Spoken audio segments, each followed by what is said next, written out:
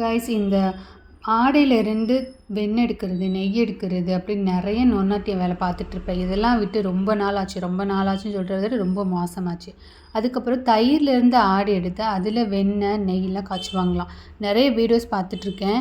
ஆனால் வந்துட்டு அது எப்படி தான் பண்ணுறது எனக்கும் டவுட்டு. தயிரில் எப்படி ஆடை விழும் அப்படின்னு.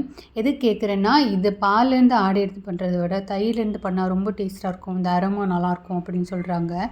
இதில் ஒரு பெனிஃபிட் இருக்குது. என்னென்னா, நான் கொஞ்ச நாள் இதை பண்ணுறதெல்லாம் விட்ட உடனே நான் வெளியிலேருந்து நெய், வெண்ணெயெல்லாம் வாங்கி யூஸ் பண்ண வேண்டியதாக இருக்கும். நான் ஊருக்கு போகக்குள்ளேயே நான் ஊர்லேருந்து வாங்கிட்டு வந்த நெய், வெண்ணெய்லாம் காலியாக போயிடுமா, அதனால் எனக்கு கொஞ்சம் சங்கடமாக இருக்கும்.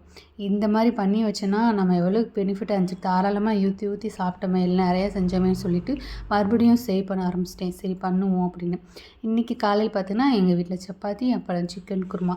எப்போவுமே நான் இப்படி தான் பிளேட்லாம் பண்ணி சாப்பிடுவேன் அப்படின்னு நினைக்கக்கூடாது. எப்போவாலும் தான், என்னோடய மைண்டை பொறுத்து தான். மூட் நல்லா இருந்துச்சுன்னா இந்த மாதிரி நல்லா அழகாக டெக்கரேட் பண்ணி சாப்பிடுவேன். நல்லா சாப்பாடு செஞ்சு கொடுப்பேன். இல்லைன்னா அவ்வளோதான், அப்படியே உட்காந்துருவேன். உங்கள் வீட்டில் எப்படின்னு சொல்லுங்கள் கைஸ்.